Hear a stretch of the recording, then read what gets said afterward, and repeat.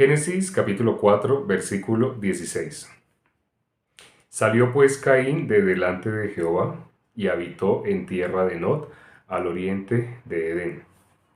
Entonces, hay dos versículos anteriores a este, donde se decía cómo iba a ser Caín. Iba a ser errante y extranjero. No sé si sepan qué características tiene las personas que son extranjeras. Eh, Se habla en la Biblia del esposo, la esposa, refiriéndose a nuestro Señor Jesucristo, refiriéndose a la iglesia.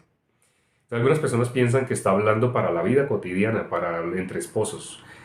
Realmente se está hablando en lenguaje espiritual. Así como cuando se dice la tierra estaba desordenada y vacía, está hablando la condición del hombre antes de que la luz se manifieste, antes de que nuestro Señor Jesucristo se manifieste. De la misma manera, esa es la condición, desordenado y vacío. Entonces también cuando se habla de errante, extranjero, ¿de qué se habla? Aquellos que estando en este cuerpo, pero nuestra ciudadanía no la tenemos acá. Nuestra ciudadanía la tenemos en el cielo. Entonces, por tener nuestra ciudadanía en el cielo, ¿qué somos acá mientras estamos en este cuerpo? Somos errantes, somos extranjeros.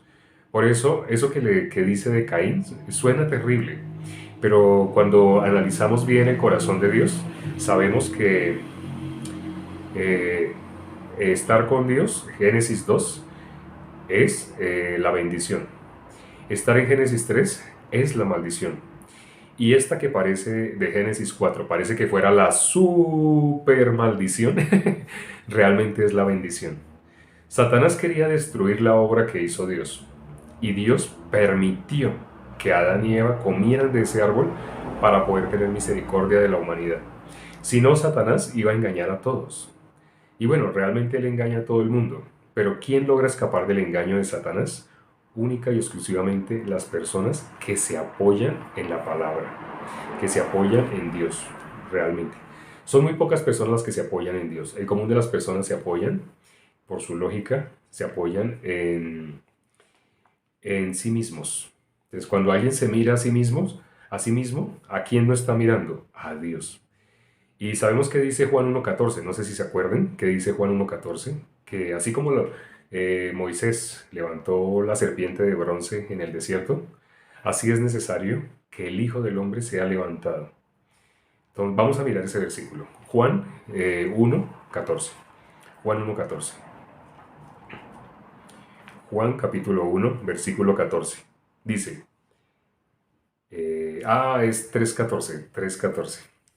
Juan 1.14 habla del verbo que se hizo carne y habitó entre nosotros de nuestro Señor Jesucristo. Juan 3.14 dice, y como Moisés levantó la serpiente en el desierto, así es necesario que el Hijo del Hombre sea levantado, para que todo aquel que en él cree no se pierda, mas tenga vida eterna. Para que todo aquel que en él cree no se pierda, mas tenga vida eterna. Nuestro Señor Jesucristo tenía que ser levantado en la cruz, tenía que ser levantado. ¿Y para qué? Aquí lo dice ese versículo. Para que todo aquel que en él cree. Cuando una persona se mira a sí mismo, no puede mirar a la cruz. Cuando mira a la cruz, no se mira a sí mismo. Son requisitos indispensables. No se puede servir a dos señores. Si tiene la mirada en nuestro Señor Jesucristo, esa persona no se va a mirar a sí mismo. Si se llega a mirar a sí mismo, va a expresarse como la gran mayoría de las personas. Pero si es que todos somos pecadores, así se expresa la gran mayoría de las personas por desconocimiento de lo que dice la palabra.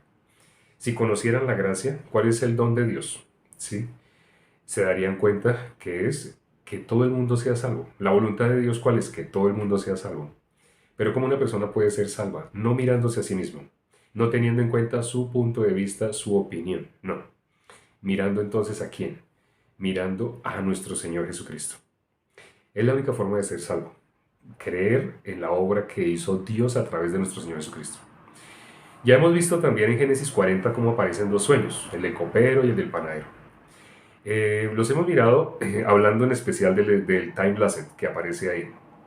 Vamos a mirar Génesis 40, más en detalle, más a profundidad.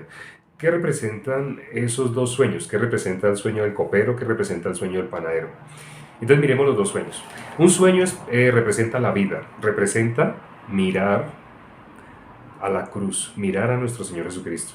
Eso representa uno de los sueños. Y el otro sueño que representa mirarse a sí mismo, mirar lo que nosotros podemos hacer, lo que nosotros queremos hacer, nuestro buen corazón, nuestro buen deseo. No existe el buen corazón, no existe el buen deseo. Primero que todo porque ninguno es bueno.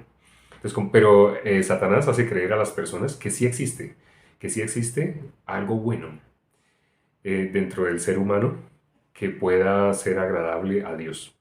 Pero si ese algo bueno existiera realmente, no fuera necesario nuestro Señor Jesucristo.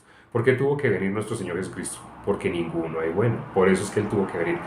Pero para nuestro corazón, sí, hay personas buenas y malas. Eso es la ciencia del bien y mal, lo que separó al hombre de Dios. Entonces, mirando Génesis 40, vamos a mirar en detalle los dos sueños.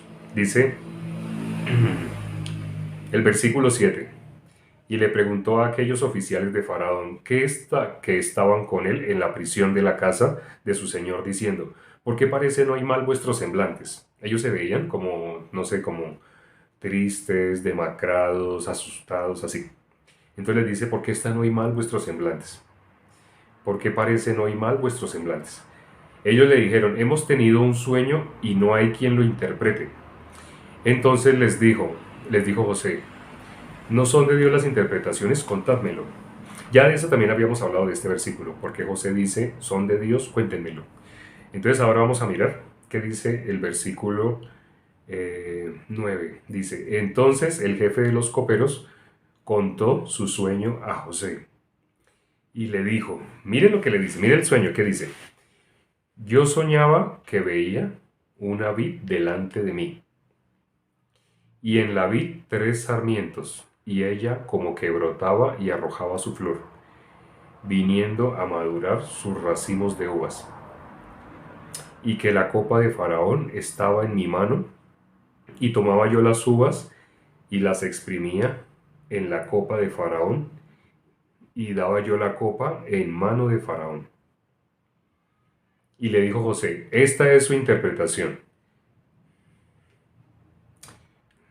Los 3 sarmientos son 3 días.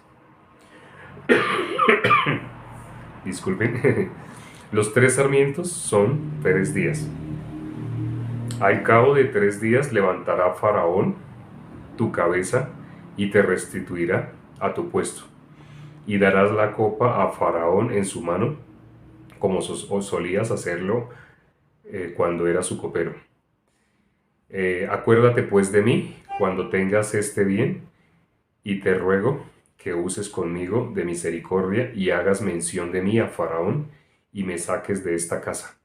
Porque fui hurtado de la tierra de los hebreos y tampoco he hecho aquí porque me pusiesen en la cárcel. Viendo el jefe de los panaderos que había interpretado para bien, dijo José, también yo soñé que veía 3 canastillos blancos sobre mi cabeza. En el canastillo más alto había toda clase de manjares de pastelería para Faraón, y las aves las comían del canastillo de sobre mi cabeza. Entonces respondió José y le dijo, esta es su interpretación. Los 3 canastillos, 3 días son, igual que en el sueño anterior, ¿no? 3 días son. Al cabo de 3 días quitará Faraón tu cabeza de sobre ti y te hará colgar en la horca, y las aves comerán tu carne de sobre ti. Al tercer día, que era el día del cumpleaños de Faraón, el rey hizo banquete a todos sus sirvientes y alzó la cabeza del jefe de los coperos y la cabeza del jefe de los panaderos entre sus servidores, e hizo volver a su oficio al jefe de los coperos, y dio la copa en mano de Faraón. Mas hizo ahorcar al jefe de los panaderos como lo había interpretado José. Y el jefe de los coperos no se acordó de José, sino que le olvidó. Entonces aquí acabamos de mirar los dos sueños, ¿sí? ¿Qué es lo que veía José? ¿Qué es lo que interpretó José sobre el sueño del copero? El copero tenía al frente, ¿qué? La vid, ¿sí? Y decía que había 3 sarmientos, ¿sí? pero describe el sueño en detalle, como desde cuando empieza a brotar, a germinar, le salen las hojitas, va creciendo, le salen las tres racimos de uvas y se convierten, sale la flor, y después de la flor sale el fruto. O sea, ve un time lapse, lo que en esta época llamamos un time lapse. Así como cuando siembran un frijol y ponen una cámara que va tomando una foto, otra foto cada minuto, y luego pasan esas fotos a toda carrera y se ve como del frijol crece, crece, le sale una hojita, le sale otra hasta que sale el fruto. Eso es lo que está describiendo el sueño del copero. Pero ¿qué hace el copero?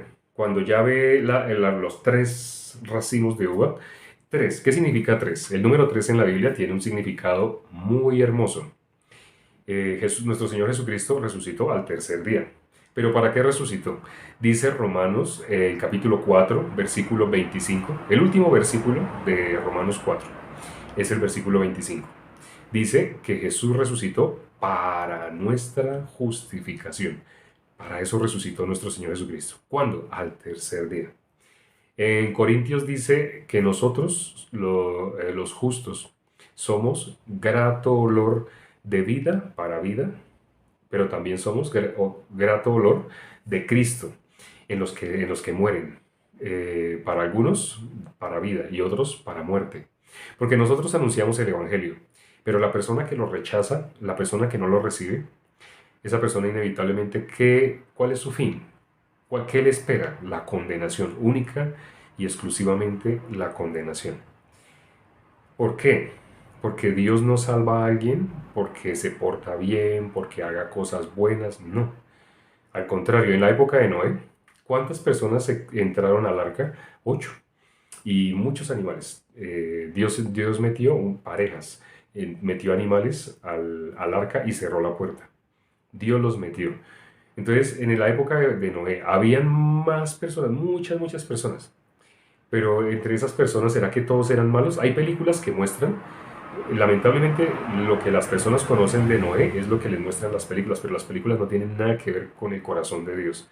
Porque el ser humano, el que vive por obras, la gran mayoría vive por obras, piensan que la idea para estar delante de Dios es ser o bueno, y los que se van al infierno, los malos. Así piensan. Y piensan, y cuando le dice, bueno, pero entonces para usted qué es ser bueno, y empiezan a nombrar la ley. Ahí sale la ley. No, pues, o sea, que personas que son honestas. ¿A qué se refiere? O sea, que no roban, no engañan, no mienten, pero me está nombrando la ley. Me está nombrando la ley. O sea que una persona es buena si cumple la ley, según lo que me está diciendo. Hay personas que interpretan así. ¿Quiénes? Los que están por las obras.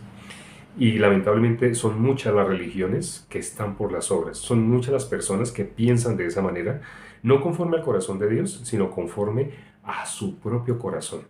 Y la Biblia dice cómo es el corazón de todos nosotros, engañoso y perverso. ¿Quién lo conocerá?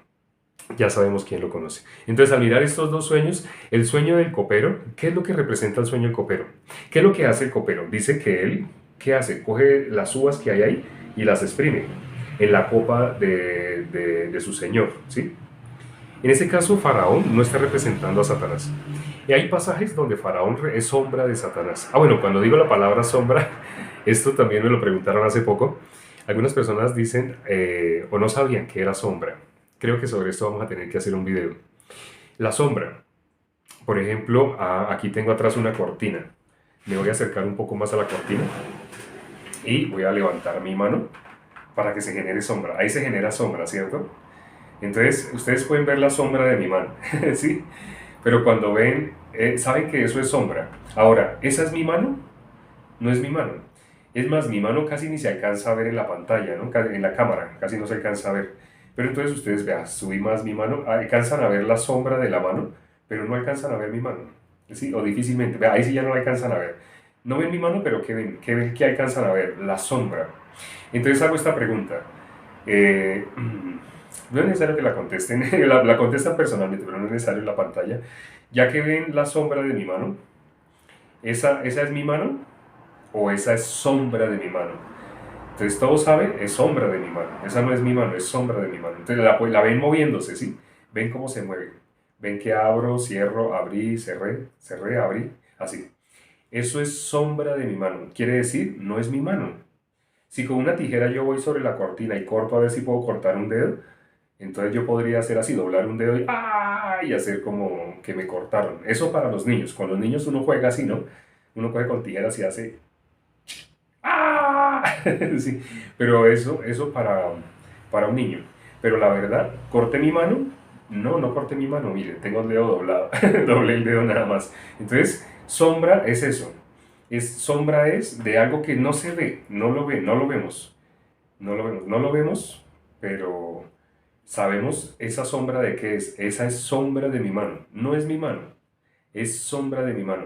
Ah, que tiene 5. Yo veo que tiene 1, 2, 3, 4, 5. Es sombra. No es mi mano, es sombra. Entonces en la Biblia aparece de nuestro Señor Jesucristo, aparece sombra. Sombra de nuestro Señor Jesucristo en todo el Antiguo Testamento. Nuestro Señor Jesucristo mismo lo anunció y dijo, cuando ya resucitó, dijo que todos los profetas y en la ley de Moisés, en el Pentateuco, tanto en el Pentateuco como en los profetas y en los salmos, se habla de él.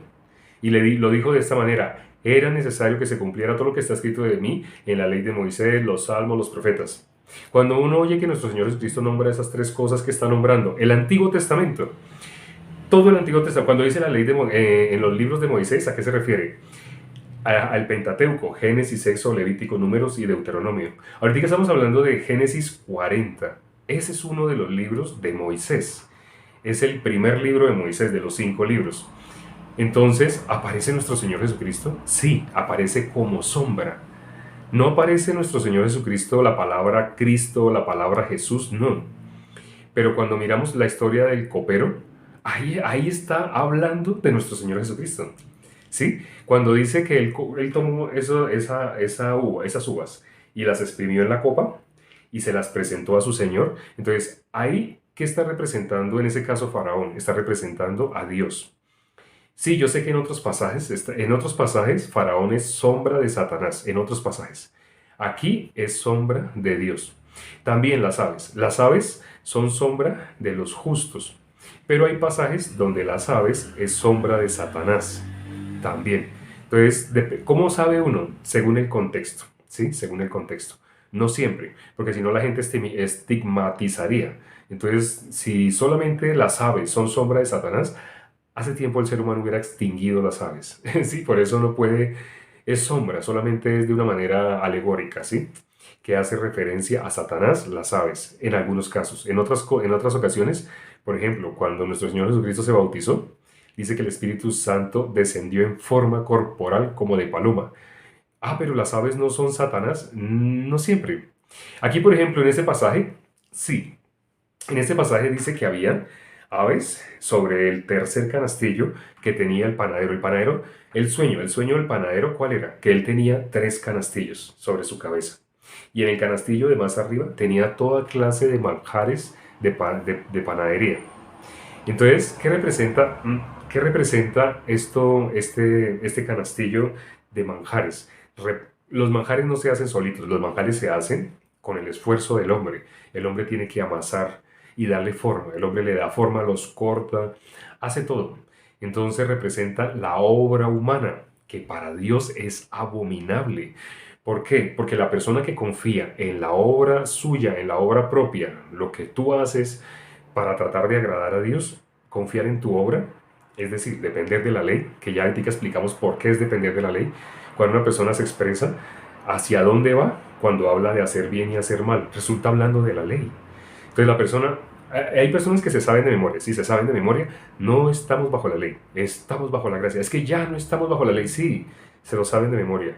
Pero cuando hablan, lo que sale del corazón de ellos, ¿qué es? Todavía están por la ley. Así se sepan el versículo y así lo griten. No estamos por la ley, estamos por la gracia. Sí, se lo saben, pero no lo creen. ¿Por qué no lo creen? Porque creen a lo que su punto de vista les muestra. No tienen la mirada en Cristo, tienen la mirada en quién, en sí mismos, en lo que ellos puedan lograr. Satanás ha hecho bien su trabajo. ¿Cómo es hacer su trabajo? Hacer que las personas se miren a sí mismos, no que miren a Dios, sino que se miren a sí mismos. Entonces, el sueño del copero, él le exprimió esas uvas y se las presentó a su señor. Ahora, ustedes saben que eso no tiene sentido. A un rey, ¿Qué tocaba llevarle? ¿Jugo de uvas o vino? A un rey toca llevarle vino, ¿sí? Pero él le presentó, fue jugo de uvas. Él exprimió las uvas y se las presentó a su señor. ¿Y qué pasó con ese sueño?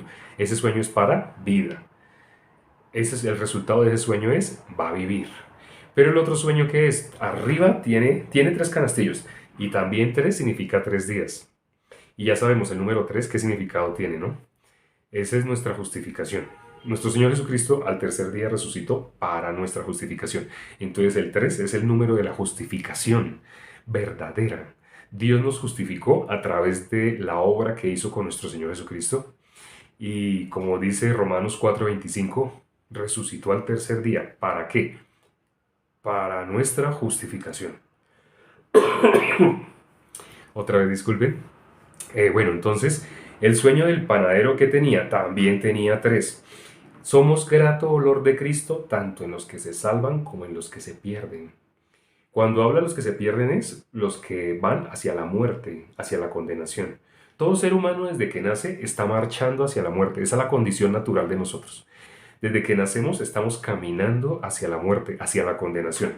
Pero lamentablemente no todo el mundo puede hallar el camino a la vida. Quiere decir, la gran mayoría sale de este mundo por desconocimiento, porque nadie les explica, salen de este mundo hacia la muerte. Cuando una persona muere, ¿qué le dicen en el funeral? Le dicen palabras bonitas, ¿no? Le dicen,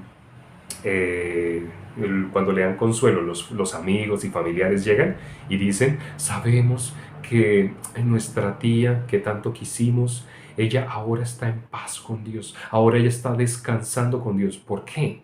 ¿Por qué? ¿Porque yo lo digo? ¿O porque lo dice mi tía? ¿O porque lo dice mi primo? ¿O porque mi tía está llorando y está vestida de negro, entonces tenemos que decirle que ella está en el cielo? Así, el ser humano se expresa por lo que le parece.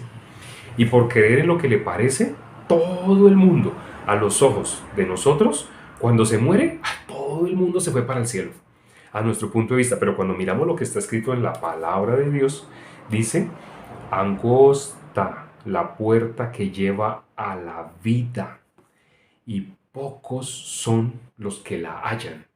Pocos hallan ese camino.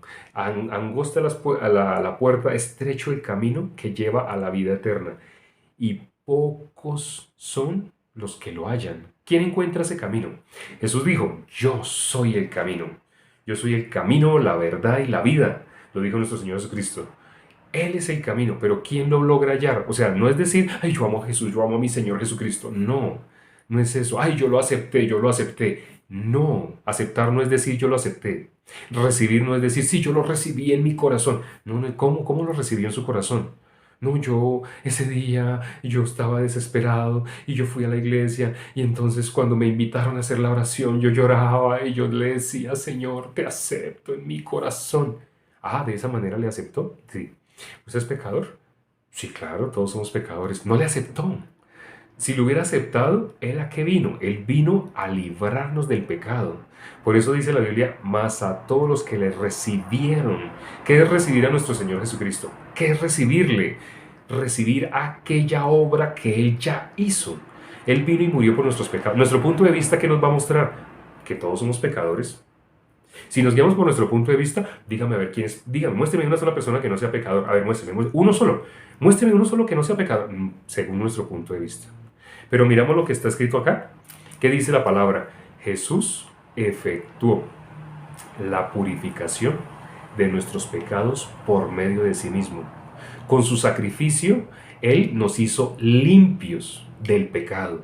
Entonces uno mira lo que está escrito en la palabra y lo sopesa con la lógica. ¿Con qué me quedo? El corazón queda así inclinado entre dos puntos. ¿Me quedo con la lógica o me quedo con lo que está escrito en la palabra de Dios? Entonces, ¿qué es fe? Fe es creer lo que está escrito en la palabra de Dios. Pero la mayoría de las personas, ¿hacia dónde se va a inclinar? A la lógica.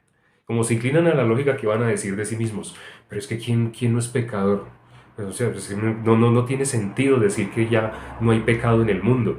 Pero aquí lo dicen. Cuando dice no tiene sentido decir que no hay pecado en el mundo, está diciendo entonces que Dios se equivocó. Porque en la Biblia dice que ya no hay pecado en el mundo, ya no hay. ¿A qué vino Jesús? Jesús es el Cordero de Dios que quita el pecado del mundo. Entonces Dios lo mandó esos 33 años que estuvo acá. Dios lo mandó durante esos 33 años a que hiciera eso. Sí. ¿Eso qué? A que quitara el pecado del mundo, porque Jesús es el Cordero de Dios que quita el pecado del mundo. Eso es lo que hizo en sus 33 años. Para eso estuvo en un cuerpo humano durante 33 años. Sí, para eso estuvo en un cuerpo humano, para finalizar el pecado, para poner fin al pecado. Vamos a mirar un versículo más. Vamos a mirar Zacarías capítulo 3. Zacarías capítulo 3, versículo 9. Zacarías es el penúltimo libro del Antiguo Testamento. O sea, pueden ir a Mateo, se devuelven, va a haber Malaquías. Y antes de Malaquías está Zacarías. Entonces vamos ahí a Zacarías. Zacarías capítulo, aquí está en blanco. Aquí empieza el Nuevo Testamento. Entonces un poquito atrás del Nuevo Testamento está Malaquías. Y atrásito de Malaquías está Zacarías. Vamos a hacer unos videos explicando para que las personas puedan manejar la Biblia. Entonces vamos a mirar el capítulo 3, Zacarías capítulo 3, versículo 9. Zacarías capítulo 3. Zacarías, bueno, la cámara no alcanza a enfocar lamentablemente.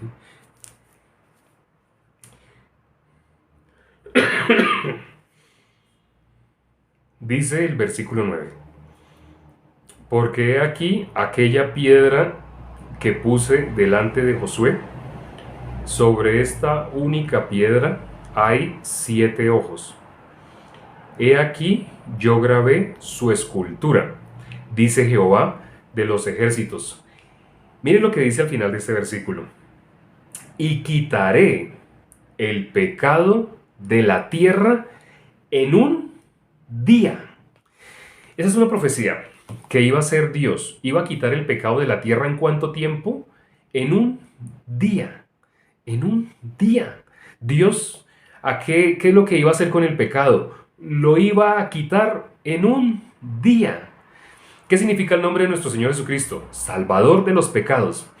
Yo sé que muchas personas solo se saben la mitad y saben que Jesús significa Salvador, hasta ahí, pero no. El nombre de Jesús, Mateo 1:21, le pondrás por nombre Jesús porque Él salvará a su pueblo de sus pecados. El nombre de nuestro Señor Jesucristo es Salvador de los pecados. ¿Por qué se llama Jesús?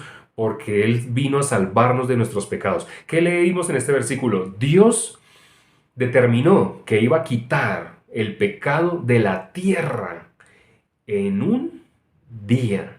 No sé si sepan cuál fue ese día, pero nosotros sabemos cuál fue ese día. Y 3 días después resucitó para nuestra justificación. El día que Él en la cruz dijo, consumado es.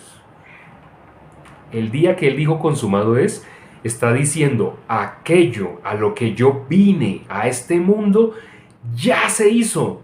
Si tú te vas al infierno, no es porque exista el pecado, es porque no logras creer. Entonces, si en ese momento no lo logras creer, no hay problema. No hay problema. En mi caso fueron 7 meses escuchando prédicas de una persona que era así como yo, justo, que había recibido la salvación, y esa persona me explicaba y me explicaba y me explicaba, y en mi caso fueron 7 meses. Yo les conté el caso mío, ¿por qué? Yo fui la persona más dura, porque yo hacía milagros, yo imponía manos, las personas se sanaban, por muchas cosas que salían de mí, no me dejaban recibir la salvación, yo era un rico. Pero lo que es imposible para los hombres es posible para Dios. Dios tuvo misericordia de mí para que yo pueda amar a personas que no entienden. Entonces, si hay personas en ese momento que no entienden todavía esto que les estoy diciendo, o lo entienden pero no lo pueden creer, tengan paciencia. El que persevera hasta el fin, esa persona inevitablemente va a ser salva. ¿Qué tiene que hacer? Perseverar.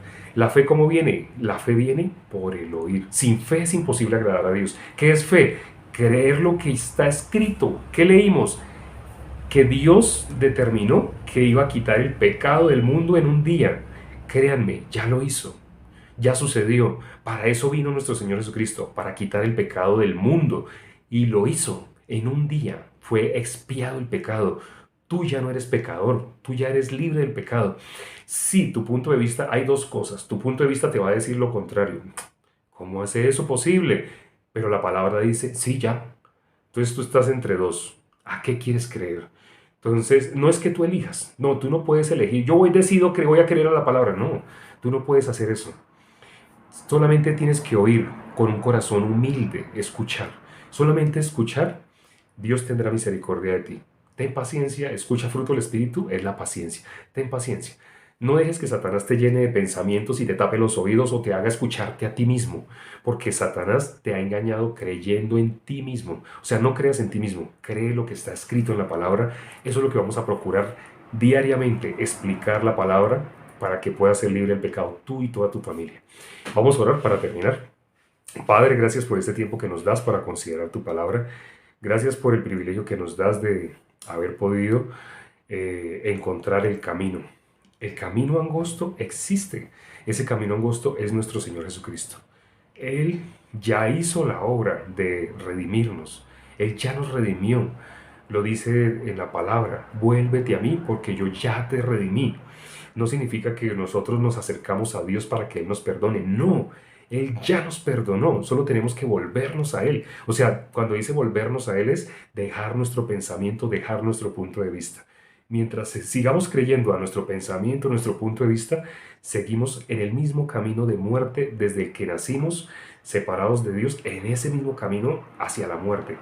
Permite, Padre, y ten misericordia de todas las personas que se conectaron el día de hoy y que pues alcanzaron a escuchar considerablemente la palabra, la exposición. Permite, Señor, que puedan recibir la salvación todos aquellos.